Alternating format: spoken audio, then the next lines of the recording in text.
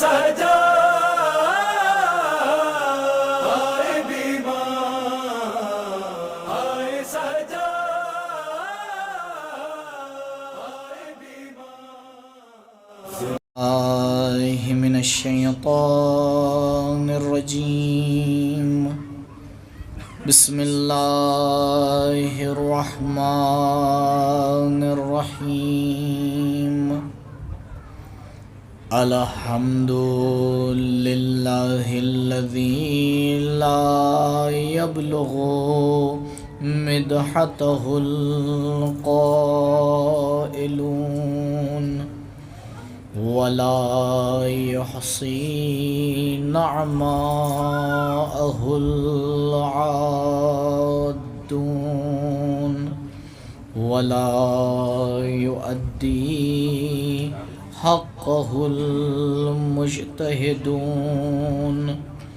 فطر الخلائق بقدرته ونشر الرياح برحمته ووتدا بالصخور ميدان أرضه والصلاة والسلام والتحية والإكرام على النبي المصطفى والرسول المجتبى الذي دنا فتدلى فكان قاب قوسين أو أدنى هو الذي سمي في السماء بأحمد وفي الأرضين بأبي القاسم المصطفى محمد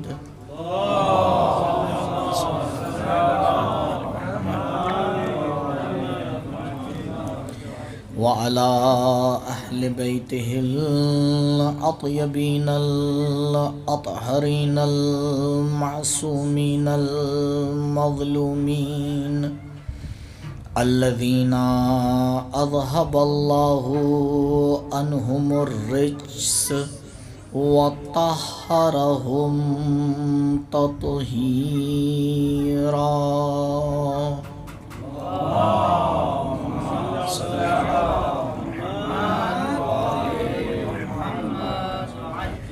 ولا سيما على الحجة الثاني عشر بقية الله المنتظر ولعنة الله على أعدائهم وقتلتهم ومنكري فضائلهم أجمعين أما بعد فقد قال سيد الساجدين زين العابدين فأما حق الله الأكبر عليك فإنك تعبده ولا تشرك به شيئا. درود پڑھیں پر محمد و آل محمد. اللهم صل على محمد و آل محمد. عزیزان محترم، کل کی گفتگو میں آپ کی خدمت میں عرض کیا تھا کہ کل اس بی بی کی سوانح حیات پر تھوڑی سی روشنی ڈالی کہ جس نے کربلا کے پیغام کو بیابان سے نکال کر عالم امکان میں عام کر دیا. اور آج اسی پیغامبر کی دوسری کڑی کہ جس نے اس طرح سے حقیقت کربلا کو بیان کیا کہ کربلا بغیر اس کے ادھوری نظر آتی ہے. اگر کسی امام کے انجام دیے ہوئے کارناموں کو صحیح سے سمجھنا ہے اور اس بات کا پتہ لگانا ہے کہ اس امام نے کیا کیا، تو پہلے ضروری ہے کہ انسان اس امام کے زمانے کے ماحول کو سمجھے، کیونکہ جب تک انسان زمانے کو نہیں سمجھ پاتا، اس کے رد العمل میں جو کام کیا گیا ہے وہ صحیح سے سمجھ میں نہیں آتا۔ اہل بیت علیہم الصلاۃ والسلام کی ہر شخصیت ایسی ذات ہے کہ جس کی زندگی کا کوئی بھی لمحہ جہاد سے خالی نہیں ہے۔ کچھ الفاظ ہیں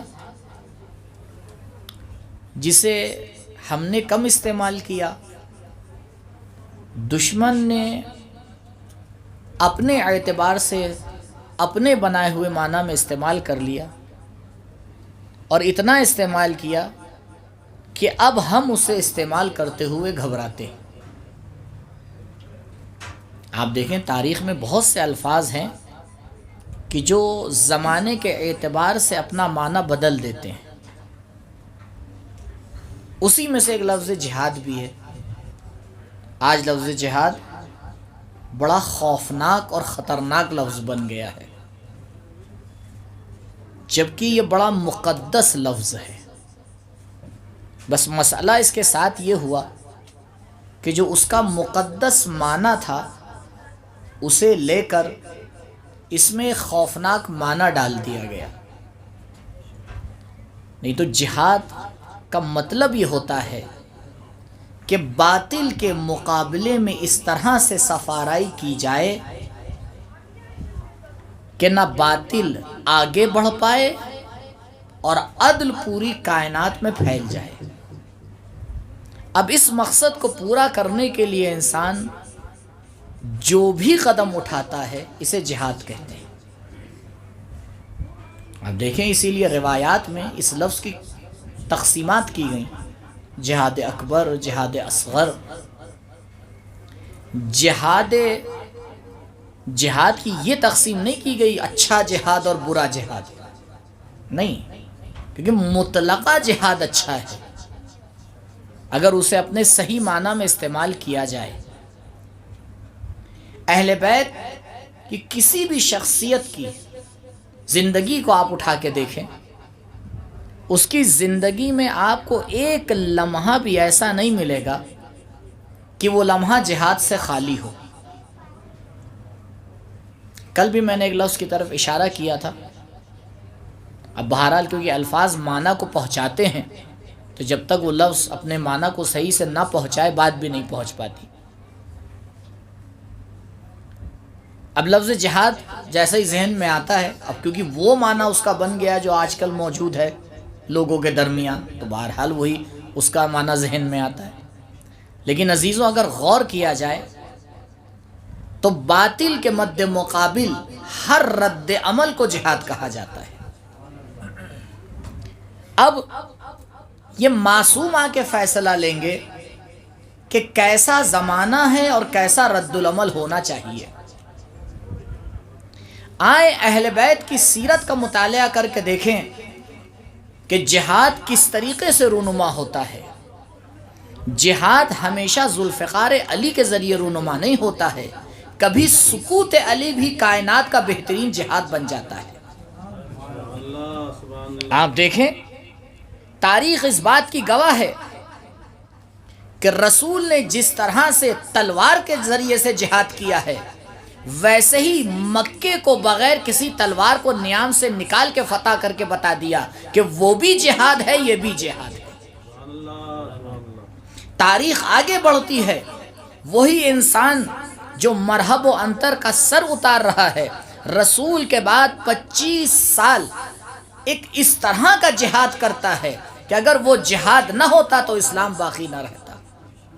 تاریخ اور آگے بڑھتی ہے، ایک اور امام کا زمانہ آتا ہے، وہ ظاہری طور پر صلح کر کے دنیا کو بتاتا ہے کہ دیکھو یہ بھی جہاد کا ایک طریقہ ہے، تاریخ اور آگے بڑھتی ہے۔ ایک اور انسان کا زمانہ آتا ہے، کربلا میں 72 کے لاشیں بچھا کے دکھاتا ہے کہ دیکھو یہ بھی ایک جہاد کا طریقہ ہے، تاریخ اور آگے بڑھتی ہے۔ ایک اور انسان کا زمانہ آتا ہے، دعاؤں کا سہارا لے کے بتاتا ہے کہ دیکھو یہ بھی جہاد کا ایک طریقہ ہے، زمانہ اور آگے بڑھتا رہتا ہے۔ ایسے اہل بیت کا زمانہ آتا ہے جو مدینے کو دانشگاہ بنا کے بتاتے ہیں کہ دیکھو یہ بھی جہاد کا ایک نیا طریقہ ہے، ہم تمہیں جہاد کے طریقے بتاتے جائیں گے، اب یہ تمہاری ذمہ داری ہے کہ تم طے کرو تمہیں زمانے میں کون سا جہاد کرنا ہے۔ مولا کائنات علیہ الصلوۃ والسلام اصول کافی میں روایت موجود ہے، حضرت فرماتے ہیں، یہ جو روایت ابھی بیان کرنے جا رہا ہوں معذرت دوسری روایت ہے چھٹے امام سے، حضرت فرماتے ہیں العالم بزمانہ لا تہجم علیہ اللوابس، وہ انسان جو اپنے زمانے کا علم رکھتا ہے وہ کبھی مشکلات میں آ کے نہیں پھنستا۔ تو کیا اتنا ہی کافی ہے؟ کہا دیکھو یہ تمہارے ذمے ہے کہ تم اپنے زمانے کو پہچانو، زمانے کی شناخت حاصل کرو۔ اب تمہارے سامنے زمانے کی شناخت کے بعد اگلا سوال اٹھے گا کہ مولا ہم نے زمانے کو تو پہچان لیا، لیکن یہ بتائیے کہ اب ہمارا رد عمل کیا ہونا چاہیے۔ زمانے کی شناخت آدھا کام ہے، آدھا کام اس رد عمل کو بھی جاننا ہے کہ جو اس زمانے کی شناخت کے مد مقابل میں ہوتا ہے۔ بھائی بیماری کو پہچاننا علاج نہیں ہے، بیماری کو پہچان کر صحیح دوا دے کر اس کا استعمال کرنا علاج ہوتا ہے۔ تو آدھا کام یہ ہوتا ہے کہ انسان اپنے زمانے کو پہچانے، لیکن اس کی تکمیل یہ ہوتی ہے کہ اسے یہ بھی پتا ہو کہ اس زمانے میں کیا کرنا ہے۔ کہا دیکھو اگر ابو سفیانی زمانہ ہو تو پیغمبر کی سیرت کو اپنا لینا، اگر اہل بیت کا جنہیں نے حق غصب کیا ہے اگر ان جیسوں کا زمانہ ہو تو علی کی سیرت اپنا لینا، اگر امیر شام کا زمانہ آ جائے تو حسن مجتبیٰ کی سیرت کو اپنا لینا، اگر یزید کا زمانہ آ جائے تو حسین کی سیرت آ کے اپنا لینا، اگر ہشام کا زمانہ سامنے ہو تو زین العابدین کی سیرت کو اپنا لینا۔ یہ ہم تمہیں الگ الگ جہاد کا طریقہ بتا رہے ہیں کہ زمانہ کو پہچاننا تمہاری ذمہ داری ہے، رد العمل کو بتانا یہ ہماری ذمہ داری ہے۔ زمانے کو پہچاننا یہ تمہاری ذمہ داری ہے، لیکن اس کے مد مقابل کرنا کیا ہے یہ ہم تمہیں بتائیں گے۔ تو عزیزوں اگر کسی بھی امام کی زندگی کو سمجھنا ہے تو پہلا کام ہے اس امام کے زمانے کو ایک حد تک طائرانہ طور پر سمجھا جائے۔ مدینہ کربلا کے بعد آسمان مدینہ کربلا کے بعد ستاروں سے خالی ہو چکا تھا۔ کیوں؟ کیونکہ جن ستاروں کو 4 اماموں نے مل کر عروج بخشا تھا وہ کربلا میں شہید ہو چکے تھے۔ کربلا کا ظہور ایک دن کا ظہور ہے، لیکن تیاری میں 60 سال لگے ہیں۔ اب دیکھیں کربلا میں جو لوگ شہید ہوئے ہیں جن کی بھی عمر 20 سال سے زیادہ ہے، 25 سال 26 سال 30 سال 35 سال 40 سال 50 سال، اکثریت تو انہی کی ہے۔ 20 سال سے کم والے کتنے آپ کو ملیں گے؟ ابھی آپ نام گنانا چاہیں تو شاید 10 بھی نام نہ گنا پائیں۔ اکثریت ان کی ہے کہ جن کی عمر 25 سے اوپر ہے۔ اگر آپ سن 60 ہجری سے 25 سال پیچھے آ جائیں تو پتہ چلتا ہے کہ یہ علی کی گود کے پروردہ ہیں۔ پتہ یہ چلتا ہے کہ امام حسن علیہ السلام نے 10 سال چپ بیٹھ کر کچھ نہیں کیا ہے، بلکہ ایک ایسا جہاد کیا ہے کہ کربلا کو تیار کیا ہے۔ یہ کربلا تیار ہو رہی ہے، 60 سال لگے ہیں کربلا کو تیار ہونے میں، تب تو کربلا نے ایک ایسا کارنامہ انجام دیا ہے کہ جو آج بھی عدالت کے افق کے اوپر رونما نظر آ رہا ہے۔ جیسا کام ہوتا ہے ویسی اس کے لیے تیاری کی ضرورت ہوتی ہے، لیکن یہ سارے جگمگاتے ہوئے ستارے کربلا میں جام شہادت نوش کر چکے. تاریخ لکھتی ہے کہ 10 سال میں، عجیب بات ہے، سن 61 ہجری سے لے کے سن 71 ہجری تک 10 سال میں مسلمانوں میں 4 لاکھ لوگوں کا قتل کیا گیا. آپ تقسیم کر کے دیکھیں تو روزانہ کئی 100 کی تعداد بن جائے گی. 10 سال میں 4 لاکھ لوگ قتل ہو گئے. کیوں قتل ہو گئے بھائی؟ کہا ان لوگوں نے قیام کیا. یہ اس سے پہلے کیوں نہیں قیام کر رہے تھے؟ یہ ایک دم سے مسلمانوں میں قیام کرنے کا جذبہ کہاں سے آ گیا؟ یہ وہی تو مسلمان ہے جو حسین کو خط لکھ رہا ہے اور حسین کی یاری نہیں کر رہا ہے. یہ ایک دم سے عادت بدل کیسے گئی؟ کَإِنَّا لِقَتْلِ الْحُسَيْنِ فِي قُلُوبِ الْمُؤْمِنِينَ حَرَارَةً لا تبردو ابدا. حسین کی شہادت نے اسی وقت سے اپنا اثر دکھانا شروع کر دیا. لوگوں کی سمجھ میں یہ آ گیا کہ نہیں، ظلم کے مد مقابل چپ رہنا جائز نہیں ہے، عدل کا ساتھ دینا چاہیے. لوگوں نے اٹھ کھڑے ہونا شروع کیا. عجیب ماحول بن گیا عالم اسلام کا. کبھی کہیں قیام نظر آ رہا ہے، کبھی کہیں قیام نظر آ رہا ہے، کہیں کہیں مسلمانوں کو قتل کیا جا رہا ہے. جیسا قتل عام مسلمانوں کا کربلا کے بعد ہوا ہے آپ کو تاریخ میں کہیں نہیں ملے گا. عزیزوں، جو لوگ چپ بیٹھتے ہیں ان کا قتل عام نہیں کیا جاتا ہے. قتل عام تو ان کا کیا جاتا ہے جو حکومتوں کے مد مقابل آ کے کھڑے ہوتے ہیں. اسی لیے یہ بات بالکل بجا ہے کہ ہمارے تمام ائمہ نے آ کے بہترین جہاد کیا ہے، اور اس کی دلیل یہ ہے ما منا الا مقتول او مسموم، یا ہمیں قتل کیا گیا ہے یا زہر دیا گیا ہے. اگر اہل بیت اپنے گھروں میں چپ بیٹھے ہوئے ہوتے، جہاد نہ کر رہے ہوتے، تو ظالم کو انہیں قتل کرنے کی ضرورت کیا تھی؟ ظالم کو کیا ضرورت پڑی تھی کہ ان ہستیوں کو آ کے شہادت پہ پہنچائے؟ تو اتنی ہستیاں آگے قتل ہو رہی ہیں، لیکن ایک مسئلہ سمجھ میں نہیں آ رہا ہے کہ یہ سارے کے سارے قیام کامیاب کیوں نہیں ہو رہے ہیں. اس کے اندر ایک باریک وجہ تھی.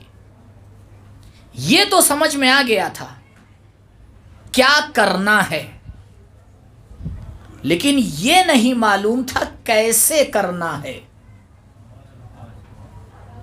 یہ سمجھ میں آ گیا تھا شہادت حسین سے. لوگوں کی سمجھ میں اتنی بات آ گئی تھی کہ ہاں، ہمیں ظلم کے خلاف بولنا ہے، ہمیں عدل کی آواز کے اوپر لبیک کہنا ہے، ہمیں یا لرسالات الحسین کہنا ہے. لیکن ابھی اتنی بصیرت نہیں آئی تھی کہ کہاں چپ رہنا ہے، کہاں بولنا ہے. لہٰذا ہمیشہ بولتے ہوئے نظر آئے، ہمیشہ قتل ہوتے ہوئے نظر آئے. کہا دیکھو، یہ اگر تمہیں سمجھنا ہے تو دوبارہ اسی در پہ آنا پڑے گا جس در پہ جبریل آیا کرتے ہیں.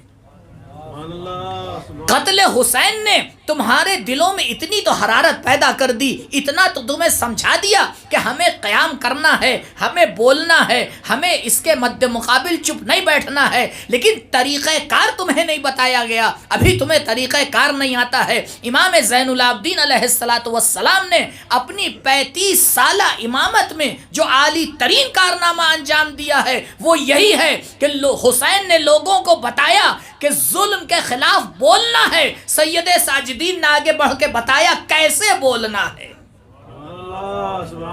کیسے بولنا ہے آپ دیکھیں. ایک طرف راوی یہ لکھ رہا ہے کہ جب امام بیت الحرام کی زیارت کے لیے حج کے لیے نکلتے ہیں تو آپ کے ہمراہ 1000 عالم اور قاری ہوا کرتے ہیں. ایک طرف ابن اسیر یہ لکھ رہے ہیں 1000 لوگ کم نہیں ہوتے، اور دوسری طرف راوی آ کے امام سے کہتا ہے یبنا رسول اللہ، ہر طرف سے لوگ حمایت میں کھڑے ہو رہے ہیں، آپ بھی قیام کیجئے. یہ عجیب مرحلہ ہو جاتا ہے جب اہل بیت کو کوئی سکھانے لگے. جب اہل بیت کو کوئی سکھانے لگے تو سمجھ جائیے گا کہ بڑا ابھی یہ ابتدائیات ولایت کو نہیں جانتا ہے. والمتقدم علیکم مارق، ابھی اس کو یہ نہیں سمجھ میں آیا کہ اس کو کہاں بولنا ہے کہاں نہیں بولنا ہے. مولا نے بھی صبر کیا کہ ٹھیک ہے، کہ قیام کی تم بات کر رہے ہو. امام خیمے سے باہر نکلے اور خیمے سے باہر کچھ جانور گھاس چر رہے تھے. امام نے ان کی طرف اشارہ کیا، کہا اگر مدینے میں میرا ساتھ دینے والے اتنے لوگ ہوتے تو میں بے شک قیام کرتا. راوی کہتا ہے میں نے اس جانوروں کو گنا، ان کی تعداد 30 سے کم تھی. 1000 لوگ حج میں ساتھ جا رہے ہیں، لیکن ساتھ دینے والے 30 بھی نہیں ہیں. امام کے زمانے کو سمجھیے. ما اکثر الزجیج واقل الحجیج. ظاہری طور پر بولنے والے بہت ہیں، حقیقی طور پر اہل بیت کو سمجھنے والے کم ہیں. اہل بیت کو ایسے انصار چاہیے جو کربلا میں بابصیرت تھے. کہ ان کی تعداد بہت کم ہے، ہم ان کے سہارے پہ قیام نہیں کر سکتے ہیں جو بغیر سوچے سمجھے جدھر چلا دو چل دیتے ہیں. تو امام کو ایسے انسانوں کی تربیت کرنا تھی کہ جو مقصد اہل بیت کو سمجھ پائیں. کہ دیکھو ایسے انسانوں کی تربیت کے لیے 2 کام ہونا ضروری ہے، اور یہ 2 اہم کام ہیں. پہلا کام، اس انسان کی ایسی تربیت ہو جیسا پروردگار چاہتا ہے. اور یہ عجیب کارنامے ہیں امام کی زندگی میں. امام نے دیکھا کہ اگر ایسے انسانوں کی تربیت ہونا ہے تو پہلے ایک لاہ عمل ہونا چاہیے. ایک لاہ عمل ہونا چاہیے کہ جس کے اوپر انسان کی تربیت کی جا سکے. امام نے ایک ایسا رسالہ لکھا کہ آج تک کائنات اس کا ثانی نہیں لا پائی. کہا یہ رسالہ حقوق تمہیں بتائے گا کہ اہل بیت کو کیسے انسانوں کی ضرورت ہے. وہ انسان جو حقوق کی رعایت نہ کر پائے وہ ہمارا ساتھ کہاں سے دے پائے گا. تو آپ نے سب سے پہلے یہ رسالہ حقوق کہا یہ ہمیں ایسا انسان چاہیے. 50 حق امام نے آ کے اس کے اندر بیان کیے. کہا لیکن یاد رکھنا صرف اتنا کافی نہیں ہے. جب انسانی اقدار کے اوپر اپنی تربیت کر لینا تو ہمیں انسان ساز بھی چاہیے، پروردگار سے لگاؤ رکھنے والا بھی چاہیے. عرفہ نفسہ بھی چاہیے، عرفہ ربہ بھی چاہیے. کہا عرفہ نفسہ کے لیے امام نے رسالہ حقوق کو تحریر کیا، عرفہ ربہ کے لیے مناجات 15 کو دیا، صحیفہ سجادیہ کو دیا. کہا دیکھو پہلے رسالہ حقوق کے اعتبار سے اپنی تربیت کرتے چلے جانا، اس کے بعد میرے صحیفہ سجادیہ کے سہارے اپنے آپ کو خدا سے لگاتے چلے جانا. تمہاری دنیا بھی سنور جائے گی، آخرت بھی سنور جائے گی. یہ پورا ایک کام ہے جو امام نے اس زمانے میں کیا، کیونکہ ضرورت اس وقت یہ تھی کہ ظاہری طور پر لوگوں کو لگ رہا تھا کہ ہاں کچھ تبدیلی آئی ہے. آپ دیکھیں رسالہ حقوق کے حوالے سے امام نے عالی ترین حقوق کو اس رسالے میں آ کے بیان کیا. معتبر ترین علماء نے آ کے اس کو نقل کیا. شیخ صدوق علیہ الرحمہ الگ الگ سند سے من لا یحضر الفقی میں بھی اس کو نقل فرماتے ہیں، خصال میں بھی اس کو نقل فرماتے ہیں. انہی کے زمانے کے دوسرے عالم دین ابن شعبہ حرانی تحف العقول میں آ کے اس کو نقل فرماتے ہیں. سید ابن طاووس ایک الگ سند سے آ کے اس کو شیخ کلینی سے بیان فرماتے ہیں کہ جس کتاب سے انہوں نے شیخ کلینی کے نقل کیا ہے وہ آج موجود نہیں ہے، رسائل الائمہ. یعنی شیخ کلینی نے کتاب لکھی رسائل الائمہ، ائمہ کے رسالے. اب اس میں سے انہی نے آ کے اس رسالے کو نقل کیا. راوی کون؟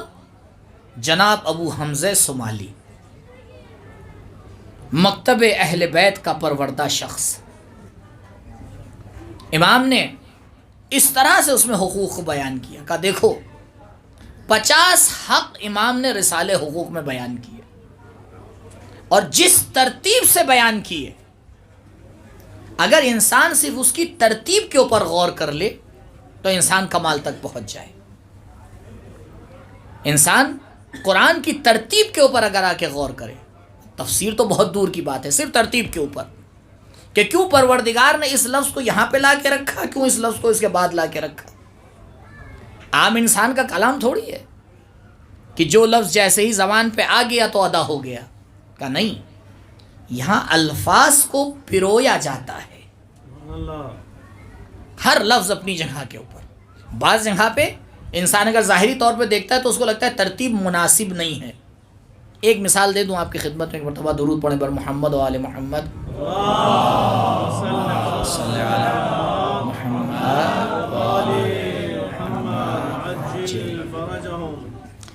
سورہ مبارک رحمان. بسم اللہ الرحمن الرحیم. الرحمن علم القرآن خلق الانسان. اب آپ دیکھیں ظاہری طور پر یہ ترتیب جو طریقہ کار ہے اس سے مطابقت نہیں کرتی. بھائی طریقہ کار کیا ہے؟ بچہ اس دنیا میں آتا ہے، تھوڑا بڑا ہوتا ہے، چند سال کا ہوتا ہے، والدین مکتب بھیجتے ہیں، بیٹا جاؤ قرآن سیکھ لو. لیکن شاید جتنی اہمیت قرآن سیکھنے کی ہے اس طرح سے اس کی تبیین نہیں ہو پاتی. رسول اکرم محمد مصطفیٰ صلی اللہ علیہ وآلہ وسلم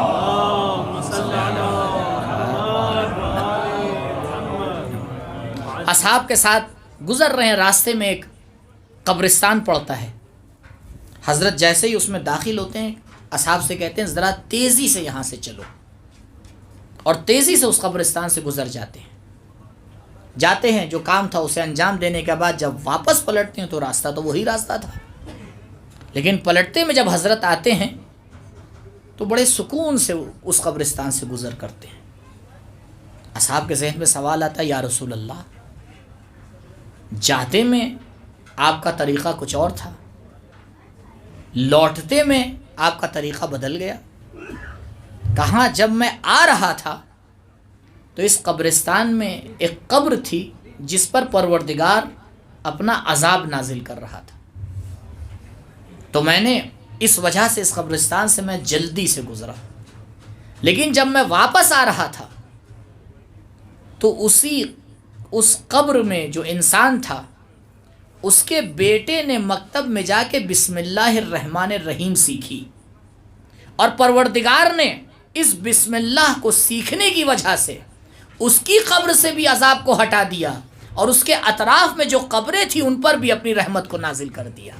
تو جب رحمت پروردگار نازل ہو رہی تھی تو میں بہت دھیرے دھیرے اس قبرستان سے گزر رہا تھا تاکہ وہ رحمت مجھے بھی شامل ہو جائے.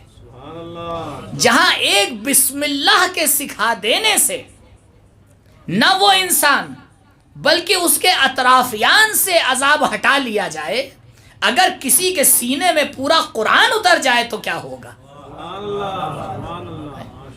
کسی کے سینے میں پورا قرآن اتر جائے تو کیا ہوگا؟ تو یہ ہوتا ہے کہ انسان کو توفیق ہوتی ہے، اپنے بچوں کو بھیجتا ہے کہ بھائی جائیے قرآن سیکھ لیجئے. تو کہا پروردگار یہ ترتیب بڑی عجیب ہے. الرحمن علم القرآن خلق الانسان، ہونا تو یوں چاہیے الرحمن خلق الانسان علمہ القرآن. پر جب تک انسان پیدا نہیں ہوگا، جب تک انسان بولنا نہیں شروع کرے گا، اسے قرآن کیسے سکھایا جائے گا؟ اب یہاں پر انسان کے لیے پریشانی ہو جاتی کہ پروردگار یہ ماجرا کیا ہے؟ اب ایسے تفسیر کی جائے ویسے تفسیر کی جائے. شاید پروردگار آواز دے میری آیات کو مت توڑو، اپنی فکر کو میری ترتیب کے اوپر سنوارو. ہم نے اگر یہ ترتیب دی ہے تو ضرور اس کے پیچھے کوئی حقیقت ہوگی. کہا دیکھو تمہیں یہ لگتا ہے کہ ہم انسان کو ماں کے پیٹ سے پیدا کرتے ہیں؟ نہیں، ماں کے پیٹ سے انسان نہیں پیدا ہوتا. اللہ اخرجکم من بطون امہاتکم لا تعلمون شیئا، لا تعلمون شیئا کے اوپر فتبارک اللہ احسن الخالقین کا خطاب نہیں آتا ہے. اگر فتبارک اللہ احسن الخالقین کا خطاب آنا ہے تو پھر اس کے اندر کچھ ہونا چاہیے. کہا دیکھو یہ تبارک کا خطاب انسان بالقوہ کے لیے نہیں آتا ہے بلکہ انسان بالفعل کے لیے آتا ہے. تم جسے انسان کہتے ہو وہ ظاہری طور پر انسان ہوتا ہے، ہم جسے انسان کہتے ہیں وہ حقیقت کے طور پر انسان ہوتا ہے، کیونکہ ہماری نظر میں انسان کی انسانیت کھانا کھانا نہیں ہے، انسان کی انسانیت آنکھوں سے دیکھنا نہیں ہے، انسان کی انسانیت پیروں پہ چلنا نہیں ہے، انسان کی انسانیت زبان سے بولنا نہیں ہے، کیونکہ یہ تمام کام تو جانور بھی کیا کرتے ہیں۔ انسان کی انسانیت ان چیزوں میں نہیں ہے۔ آج کی دنیا بڑی عجیب دنیا ہے، یہی چیزیں جو انسان اور حیوان میں مشترک ہیں ان کی ترقی کے لیے مری جا رہی ہے، کیسے اور بہتر دیکھ لیں، کیسے اور بہتر بول لیں، کیسے اور بہتر سو لیں، کیسے اور بہتر کھا لیں۔ کہا یہ تمہاری انسانیت نہیں ترقی کر رہی ہے، یہ حیوانیت ترقی کر رہی ہے۔ آؤ قرآن تمہیں بتائے گا کہ انسان کیسے اس دنیا میں آتا ہے۔ الرحمن علم القرآن، رحمان جب قرآن کی تعلیم دیتا ہے تو خلق الانسان ہوتا ہے۔ جیسے جیسے قرآن کی تعلیم آگے بڑھتی جاتی ہے انسان خلق ہوتا چلا جاتا ہے، انسان اتنا ہی انسان ہوتا ہے جتنا قرآن کی تعلیم اپنے اندر لیے ہوتا ہے۔ اسی لیے ہم اسے انسان کامل کہتے ہیں جو عدل قرآن ہوا کرتا ہے۔ درود پڑھیں بر محمد و آل محمد۔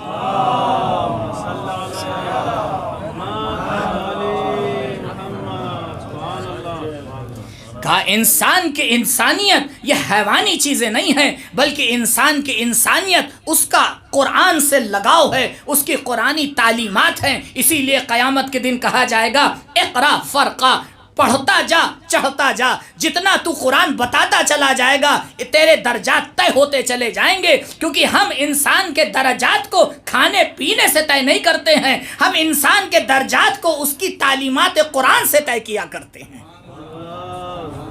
علی مع القرآن والقرآن مع علی اس بات کی گواہی دے گا کہ دیکھو یہ دونوں ایک ہی حقیقتیں ہیں۔ اگر پڑھنے کا دل چاہے تو کتاب اللہ کہہ دینا، اگر دیکھنے کا دل چاہے تو ولی اللہ کہہ دینا۔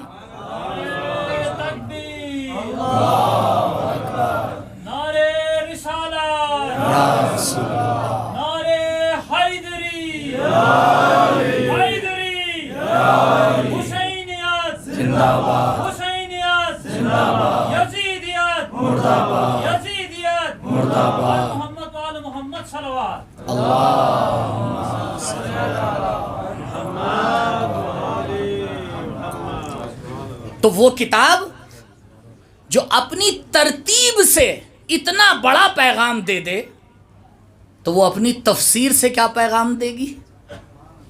کہا یہ پیغام تو صرف قرآن کی ترتیب کے اندر موجود ہے کہ کیوں پروردگار نے علم القرآن کو مقدم کیا ہے، خلق الانسان کو مؤخر کیا ہے۔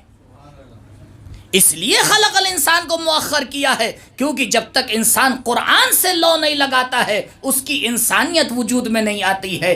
چلنا پھرنا اور ہے، با بصیرت بننا اور ہے۔ میدان کربلا میں ہم اور آپ کیا کہہ دیتے ہیں؟ ایک طرف 72 تھے، دوسری طرف 30,000 تھے۔ نہیں قبلہ، ایک طرف 72 انسان تھے، دوسری طرف 30,000 حیوان تھے۔ انسانوں اور حیوانوں کا مقابلہ نہیں ہوتا ہے۔ اسی لیے کربلا کے ششماہے نے ان 30,000 کا مقابلہ کر کے بتا دیا کہ تمہارے لیے علی اصغر کی مسکراہٹ ہی کافی ہے۔ کیوں؟ کیونکہ مقابلہ انسانیت اور حیوانیت کا ہو رہا ہے۔ جب انسانیت اور حیوانیت کا مقابلہ ہوتا ہے تو ایک انسان کائنات کے حیوانوں کے اوپر بھاری ہوتا ہے۔ ایک انسان کا علم القرآن، تعلیم قرآن کا ترتیب سے یہ بات امام نے رسالہ حقوق میں ایسی ترتیب رکھی ہے۔ بس ایک ترتیب کی طرف اشارہ کروں تاکہ اپنی بات پوری کر دوں۔ آپ دیکھیں دنیا کا قانون کیا ہے، شناختی کارڈ میں جب نام لکھا جاتا ہے تو باپ کا نام ضرور لکھا جاتا ہے کہ بھائی پتہ چل جائے ٹھیک ٹھاک ہیں، تو ابا کا نام ہونا ضروری ہے۔ اور اگر والدہ کا نام اماں کا لکھنا ہے تو کہا ابا کے بعد۔ یہ ترتیب کس کی ہے؟ کہا یہ ترتیب تمہارے شناختی کارڈ کی ہے، لیکن جب حقوق کی بات آئے گی تو امام نے رسالہ حقوق میں ملاحظہ فرمائیے گا اور فرما چکے ہیں اتمن، بعض کے لیے تو قطعاً تکرار مکررات ہے معذرت کے ساتھ۔ رسالے حقوق میں امام نے حقوق ماں کو حقوق باپ پر مقدم کر دیا، کہا ایسا ہی نہیں مقدم کیا ہے، کیونکہ اسلام کی نظر میں جب حق کی بات آتی ہے تو ماں کا حق باپ کے اوپر مقدم ہوا کرتا ہے۔ اب یہ الگ سے کہنے کی ضرورت نہیں ہے، سید الساجدین کے رسالے حقوق کو دیکھ لینا، وہ ترتیب تمہیں بتا دے گی کہ اگر ماں آواز دے دے تو جواب دینا ضروری ہے، اگر باپ آواز دے دے تو رک بھی جا سکتا ہو۔ زہرا کے لال پر بآواز بلند تر صلوات۔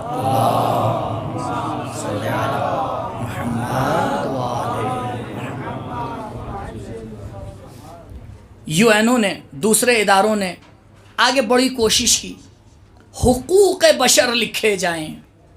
عجیب بات ہے، جو بشر کے بے سے واقف نہ ہو وہ آگے حقوق بشر لکھتے ہیں، اور اس میں تعجب کی بات تو یہ ہو جاتی ہے کہ جن کے پاس رسالے حقوق موجود ہے وہ جا کے حقوق بشر کی پیروی کرتے ہیں۔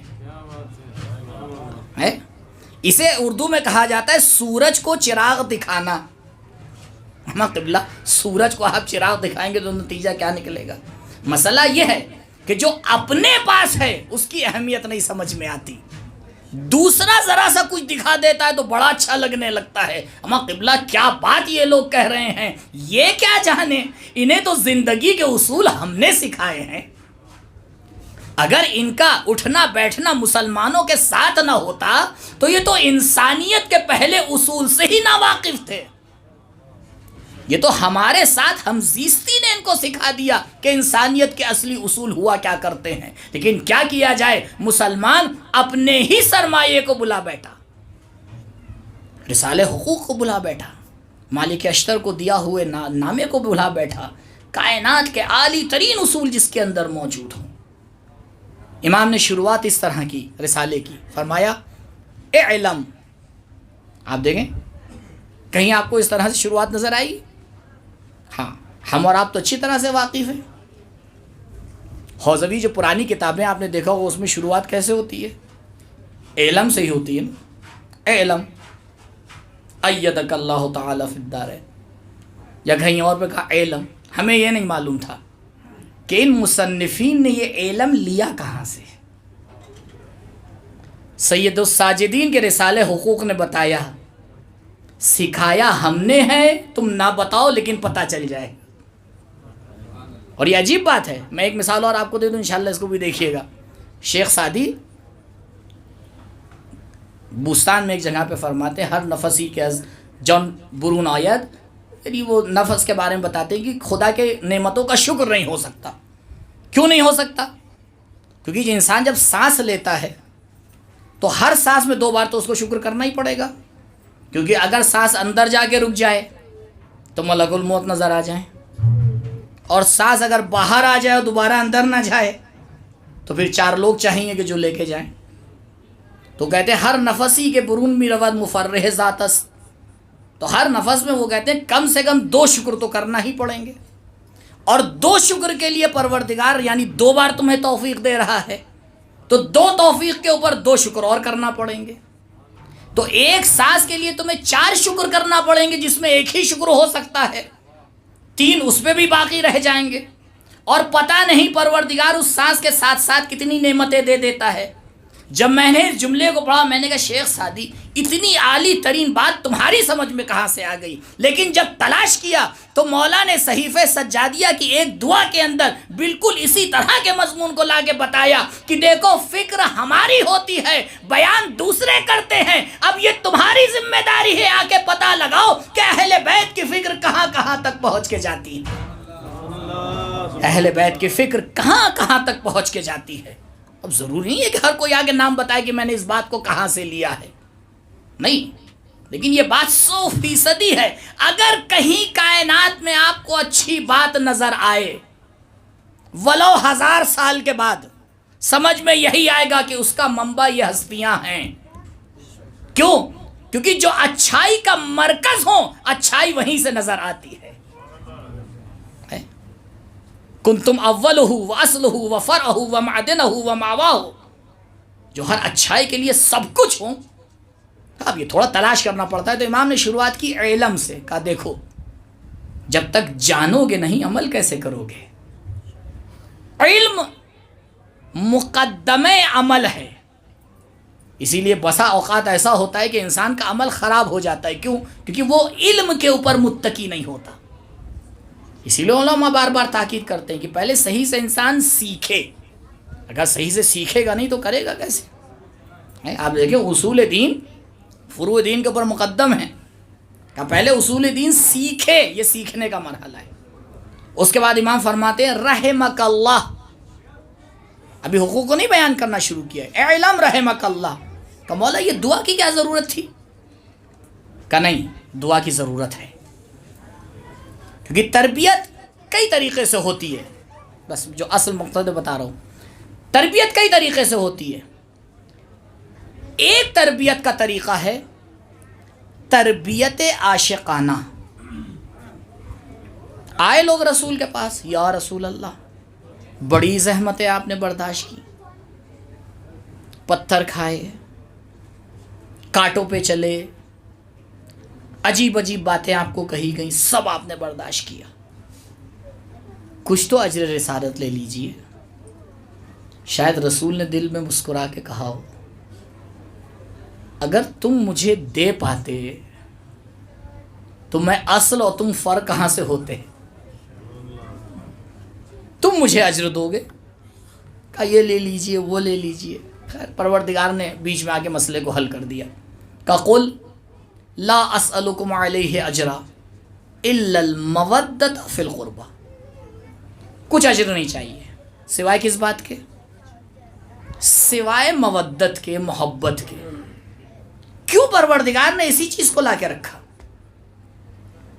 کیونکہ علماء نے تمام تحقیق کے بعد نتیجہ نکالا کہ انسان جو کام محبت میں کر دیتا ہے وہ نہ کسی کے ڈر سے کرتا ہے نہ کسی تلوار کے سائے میں کرتا ہے.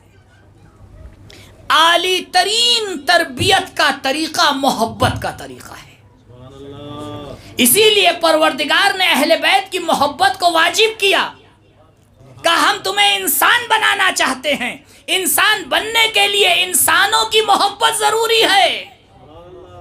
اسی لیے فروع دین میں تولی کو بھی لا کے رکھا، تبری کو بھی لا کے رکھا، تاکہ جان جاؤ حل الدین الا الحب والبغض. کیا دین محبت اور بغض کے سوائے کچھ اور ہے؟ کہا مولا آپ نے تو دین کو 2 لفظوں میں سمیٹ دیا. کہا 2 لفظوں میں نہیں سمیٹا ہے بلکہ حقیقت دین کو بیان کیا ہے. اگر صحیح چیز سے محبت آ جائے گی تو انسان بنتے چلے جاؤ گے، لیکن یہ پتہ لگانا پڑے گا کس سے محبت کرنا ہے کس سے عداوت کرنا ہے. حل الدین الا الحب والبغض کا اعلی ترین طریقہ تربیت کا. اور آج علماء اس کے اوپر تاکید کرتے ہیں کہ انسان محبت کے راستے سے پیش آئے اپنی اولاد کے ساتھ. پھر دیکھیں کیسی تربیت ہوتی ہے. پھر یہ ضرورت نہیں پڑے گی کہ CCTV کیمرے لگوائے جائیں. آج دیکھیں دنیا کا طریقہ. کہ قبلہ فلاں صاحب ہیں میز کے نیچے سے لے لیتے ہیں، پتہ ہی نہیں چل پاتا. کہ اچھا یہ میز کے نیچے سے لیتے ہیں، ان کے اوپر ایک اور کو بیٹھائیے. کچھ دن کے بعد پتہ چلا جن کو ان کے سر پہ بیٹھایا گیا تھا وہ ان سے زیادہ رشوت لینے لگے. کہ اچھا پولیس سے کام نہیں چل رہا ہے، پولیس کے اوپر آرمی بیٹھائیے. انہیں نے آرمی کو بٹھایا، آرمی نے پولیس سے زیادہ خطرناک کام شروع کر دیے. تو قبلہ آپ کہاں تک کے ڈورے کسیں گے؟ ہیں دیکھیے ایک ہی طریقہ ہے آپ کے پاس. کہ نہیں ہم کیمرے لگا دیں گے. کہ کیمرے میں بھی تو چھل کپٹ ہو جاتا ہے، پوری کیسٹ ہی غائب. قبلہ ڈیٹا اڑ گیا. اما اس ٹائم تو لائٹ ہی نہیں آ رہی تھی. اچھا اسی ٹائم نہیں آ رہی تھی، اس سے 5 منٹ پہلے بھی موجود تھی، 10 منٹ بعد بھی موجود تھی. تو دنیا نے جتنے طریقے نکالے کیونکہ دنیاوی تھے تو دنیا والوں نے اس سے پہلے اس کی کارڈ نکال لی. کیونکہ بر صغیر کا تو طریقہ مجھ سے بہتر جانتے ہیں. نقلی مال پہلے آتا ہے، اصلی تو آتا ہی نہیں ہے کبھی کبھی. یہ نہیں میں کہہ رہا ہوں کہ نقلی کے بعد اصلی آتا ہے، اصلی آتا ہی نہیں. شناختی کارڈ چھپ کے بٹ جاتے ہیں، اصلی کا پتہ ہی نہیں چلتا اور اسی پہ پوری سرکار چل رہی ہوتی ہے. تو یہ تو خیر ہے طریقہ کا، یہ تو انسانوں کا طریقہ ہے. کہا نہیں جو خدائی طریقہ ہے دیکھو، تم کتنوں کو بیٹھا لو گے، بیٹھالتے جاؤ غلطی ہوتی چلی جائے گی. لیکن ہم سب سے اوپر معصوم کو لا کے رکھتے ہیں. جب معصوم کو لا کے رکھیں گے تو اب تمہیں نہ قرآن کی دلیل چاہیے نہ روایت کی دلیل چاہیے. قبلہ بغیر معصوم کے نظام چل ہی نہیں سکتا. کیوں؟ کیونکہ جتنوں کو بیٹھاتے جاؤ گے اگر غیر معصوم ہوگا تو غلطی کرنے کا امکان ہے. جب تک امکان رہے گا برہان نہیں بن سکتی. اگر برہان بنانا ہے تو ایسے کو لا کے رکھنا پڑے گا کہ جس کی نگاہ بھی معصوم ہو, جس کا کلام بھی معصوم ہو, جس کا ارادہ بھی معصوم ہو.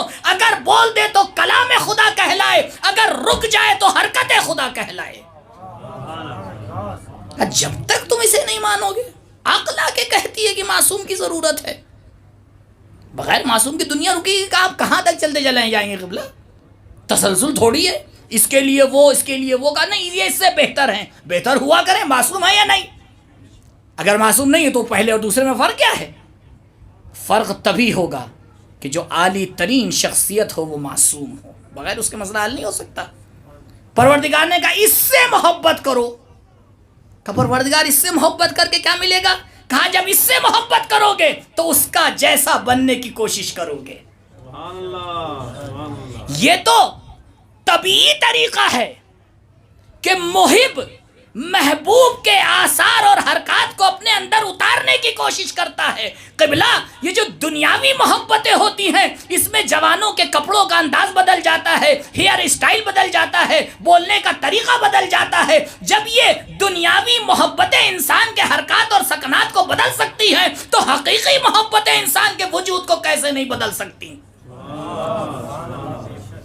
کہا تم حقیقتوں سے محبت کر کے تو دیکھو, پھر تمہارے بولنے کا انداز بدل جائے گا, تمہارے دیکھنے کا انداز بدل جائے گا, تمہاری محبتوں کا انداز بدل جائے گا. نہیں, تمہارے سوچنے کا انداز بدل جائے گا. جس دن سوچنے کا انداز علی جیسا ہو جائے اس دن سمجھ لینا تم صراط علی پہ چل رہے ہو. کیوں؟ کیونکہ محبت تبدیلی لے کے آتی ہے, محبت ترقی لے کے آتی ہے, محبت کمال لے کے آتی ہے, محبت عروج لے کے آتی ہے. لیکن بس فرق یہ ہے کہ انسان جس سے محبت کرے وہ خود معراج پہ جا چکا ہو. ایسے سے محبت نہ کرے جو خود اپنے میں الجھا ہوا ہو. کہ نہیں, جیسے سے محبت کرو گے وہیں جاؤ گے. کہ قل لا اسألکم علیہ اجرا الا المودۃ فی القربہ, لفظ قربہ کا استعمال کیا. جو نزدیک ہو, کس سے نزدیک ہو؟ اللہ سے نزدیک ہو. جب اللہ سے جو نزدیک ہے اس سے محبت کرو گے تو خود بخود اللہ سے نزدیک ہو جاؤ گے. تو کہا محبت عالی ترین طریقہ تربیت کا. مولا نے اشارہ فرمایا اعلم رحمک اللہ. دیکھو میں اپنے کلام کو محبت سے شروع کر رہا ہوں تاکہ یہ سیکھ لے انسان کہ سید الساجدین نے تمام ظلم اور بربریت کے دور میں بھی جب تربیت کے اصول کو آگے بتایا ہے تو محبت کے انداز میں بتایا ہے, کسی اور انداز میں نہیں بتایا ہے. محبت کے انداز میں بتایا اعلم رحمک اللہ. اس کے بعد مولا دو طریقے سے آگے حقوق بیان کرتے ہیں. پہلے یہ تو طریقہ آج کل ہم نے اور آپ نے دیکھا, کیونکہ یہ ایک طریقہ تو رائج ہے, ہماری اکثریت بہرحال اس کا کچھ نہ کچھ ربط المصطفیٰ سے ہے. خلاصہ ہوتا ہے, خلاصہ ہوتا ہے نا, وہ خلاصے میں جلوس نکل جاتا ہے. کا قبلہ اصل کہاں ہے؟ طالب علم 20 سال کے بعد ان سے جاتا ہے, اصل دیکھ ہی نہیں پاتا ہے. بھائی جس نے اصل کی زیارت نہ کی ہو وہ کہاں سے اصول پہ چل پائے گا؟ کا خلاصہ کا پہلے خلاصہ پڑھ لیجئے, تفصیل آ جائے گی انشاءاللہ. وہ ارشد میں آئے گی, وہ ارشد ہی نہیں آ پاتا ہے تو وہ تفصیل کہاں سے آئے گی؟ نہیں, یہ طریقہ مولا نے وہاں بتایا. آپ ملاحظہ کر چکے ہیں, انشاءاللہ پھر ملاحظہ کیجیے گا. رسالہ حقوق میں پہلے امام نے چند سطروں میں حقوق کی طرف اشارہ کیا, تقریباً 20 سے 22 سطریں, اور اس کے بعد ایک ایک حق کو آگے تفصیلاً بیان کیا ہے. فَأَمَّا حَقُّ اللَّهِ عَلَيْكَ فَأَمَّا حَقُّ نَفْسِكَ عَلَيْكَ فَأَمَّا حَقُّ الْأُذُنِ عَلَيْكَ فَأَمَّا حَقُّ الْيَدِ عَلَيْكَ. پورا ایک ایک کر کے 50 حقوق گنائے, اور آخری حق کون سا گنوایا؟ 49 حقوق مسلمانوں کے گنانے کے بعد آخری حق گنایا. اما حق اہل ذمت علیک کا سید الساجدین غیروں کو بھی نہیں بھولتے ہیں. نہیں، اگر کوئی اہل ذمہ ہے تو اس کا بھی حق ہے. عزیزوں، جو پورے حقوق کی مراد کر لیتا ہے اسی کو علی ابن ابی طالب کہا جاتا ہے. یہ رسالے حقوق نہیں ہے، تفسیر سیرت علی ابن ابی طالب ہے.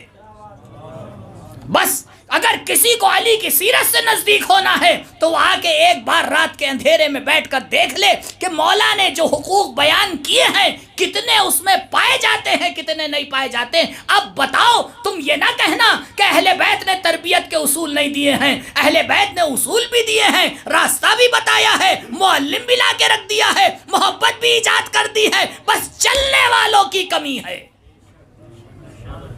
کہا تمام معاملات کو آ کے منظم کر دیا ہے، تمام معاملات کو. پہلا حق، بس آخری بات آپ کی خدمت میں، پہلا حق کہ جس کو میں نے خطبے کے بعد آپ کے سامنے تلاوت کرنے کا شرف حاصل کیا، فَأَمَّا حق اللہ الاکبر علیک. صرف یہ والا حق ہے جس میں مولا نے لفظ اکبر استعمال کیا ہے اور کہیں نہیں استعمال کیا ہے. باقی 49 میں حق اللہ الاکبر،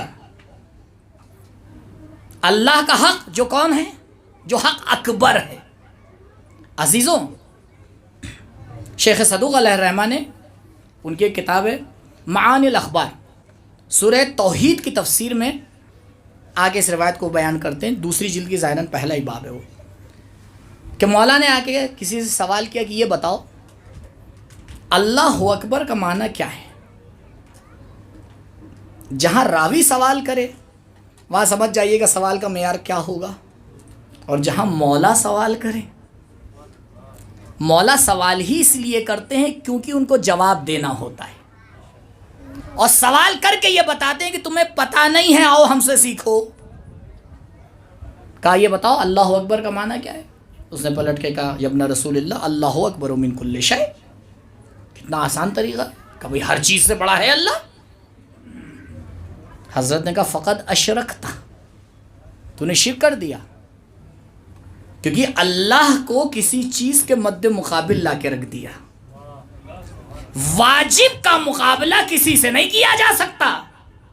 واجب واجب ہے، ممکن ممکن ہے، ولو دنا فتد اللہ کے منزل پہ پہنچ جائے. کہ تو نے مقابلہ کر دیا. پروردگار وہ ایک نہیں ہے جو قابل توصیف ہو، قابل مقابلہ ہو. یہ تو مولا کائنات نے بھی جنگ میں بیان کیا تھا صفین میں. تو اس نے کہا ابن رسول اللہ آپ ہی بتا دیجئے. کہ اللہ اکبر من ان یوسف، اللہ بڑا ہے اس سے کہ کوئی اس کی وصف بیان کر سکے. ممکن بیان ہی نہیں کر سکتا، اور اگر ممکن بیان کر لے تو شرک میں مبتلا ہو جائے گا. کیونکہ توحید کے مسئلے بڑے عجیب ہوتے ہیں، میں نہیں چھیڑتا ہوں معمولاً، بس اشارہ کر کے نکل جاؤں. اگر انسان اپنے ذہن میں بنائے ہوئے خدا کی عبادت کر رہے تو 100% مشرک ہے. سورہ میں نہیں کہہ رہا ہوں، سورہ مبارک یوسف کی آیت نمبر 105 6 7 8 سے 11 تک جا کے دیکھیے. اکثر مومن مشرک ہے. عجیب بات وہاں پہ خدا نے کہی ہے. تو وہاں پہ لفظ اکبر کو میں آپ کے سامنے عرض کر رہا تھا، بات کہیں نکل جائے گی. کہ فرماتے ہیں مولا کہ یہ اکبر یہ افعل تفضیل نہیں ہے، کیونکہ اس کے مد مقابل میں کچھ نہیں ہے. بھائی افعال تفضیل کے لیے ضروری ہوتا ہے کہ مفضلون علیہ ہو اس کا. اسی لیے جب علماء آ کے فتویٰ دیتے ہیں تو فتوے کے نیچے لکھتے ہیں اللہ عالم. یہ عالم کا معنی یہ نہیں ہے کہ فقیہ کچھ جانتا ہے، اللہ بھی جانتا ہے، لیکن اللہ فقیہ سے تھوڑا زیادہ جانتا ہے. کہا نعوذ باللہ، فقیہ یہ نہیں کہہ رہا ہے. جب فقیہ کہتا ہے اللہ عالم یعنی اللہ علیم، یہ عالم بے معنی علیم ہے، یہ اکبر بے معنی کبیر ہے. دیکھو یہ نہ سوچنا کہ اللہ کا حق بڑا ہے دوسرے حق چھوٹے ہیں، نہیں، خدا کے حق کے مقابلے میں کوئی حق معنی ہی نہیں رکھتا ہے. مولا نے پہلے حق میں لفظ اکبر لا کے یہ اشارہ کر دیا، کہا دیکھو پہلے حق میں اکبر لا کے تمہیں بتانا یہ چاہ رہا ہوں کہ دوسرے جو 49 حقوق ہیں اس کو خداوند متعال کے حق کے سائے میں رکھنا، برابر لا کے کھڑا نہ کر دینا. کیوں؟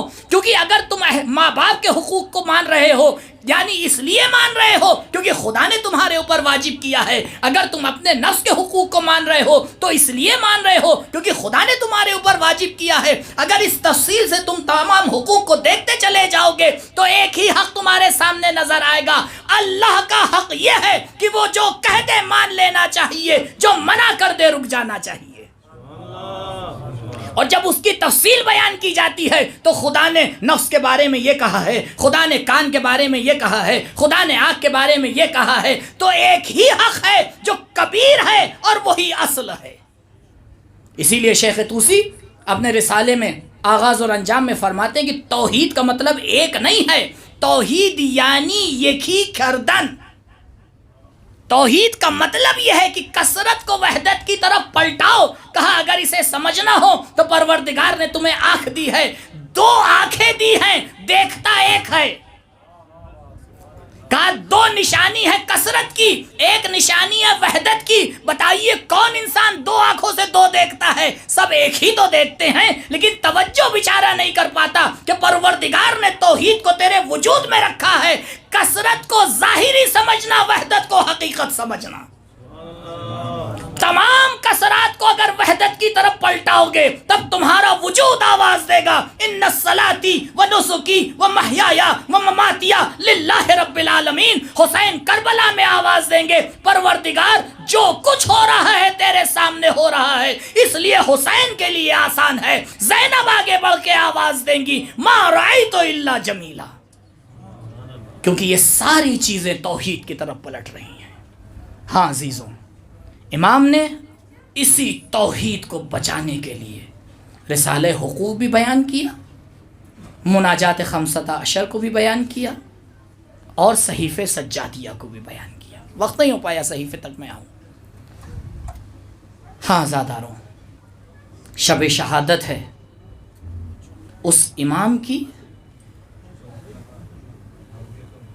کہ جس کے لیے شہر کے قصاب لوگوں نے کچھ بچوں کو ذمہ داری دے دی. بچوں, ہم جانور کو ذبح کرنے جا رہے ہیں, تم ذرا گلی کے نکڑ پہ کھڑے ہو جاؤ. بچے سوال کرتے تھے کیوں, کیا ہوا؟ کہا دیکھو خیال رکھنا, اگر زین العابدین آ رہے ہوں تو بتا دینا. ایسا کیا ہو گیا؟ کہا تمہیں نہیں معلوم, اگر مولا کی نظر ایسے حیوان پہ پڑتی ہے کہ جسے ہم ذبح کرنے جا رہے ہیں تو مولا پلٹ کے پوچھتے ہیں یہ بتاؤ تم نے اسے پانی دے دیا, تم نے اسے کھانا دے دیا؟ ہم بلبلا کے کہتے ہیں یبنا رسول اللہ, ہم مسلمان ہیں. ہم جب تک جانور کی سیراب نہیں کرتے ہیں اسے ذبح نہیں کرتے. بس جیسے ہی یہ جملہ سید الساجدین کے کان میں ٹکراتا ہے مولا پلٹ کے آواز دیتے ہیں لیکن میرے بابا کو 3 دن کا بھوکا اور پیاسا شہید کر دیا گیا. اسی لیے تو مولا نے فرمایا یا ابن الشبیب ان کنتا باکیاً فبکے علی الحسین ابن علی فإنہو ذبحا کذبہ الکبش. اے شبیب کے لال, اگر رونے کا دل چاہے تو دنیا پہ نہ رونا بلکہ حسین مظلوم پہ گریا کرنا, کیونکہ حسین مظلوم کو جانوروں کی طرح ذبح کر دیا گیا. لیکن یہ بات سمجھ میں نہیں آ رہی تھی کہ کیوں مولا نے جانور سے تشبیہ کی ہے. جب علماء کی خدمت میں جا کے دریافت کیا تو عجیب جملہ کہا دیکھو جب جانور کو ذبح کیا جاتا ہے تو جتنے لوگ ارد گرد کھڑے ہوتے ہیں کوئی ترس نہیں کھاتا ہے, کوئی آگے بڑھ کے قصاب کا ہاتھ نہیں روکتا ہے, کوئی یہ نہیں کہتا ہے کہ ارے کیا غضب کر رہے ہو, جانور کو ذبح کر دے رہے ہو, بلکہ سب اس کی حمایت کرتے ہیں. لوگ خوش ہو جاتے ہیں جب قربانی دے رہے ہوتے ہیں تو عجیب منظر ہوتا ہے.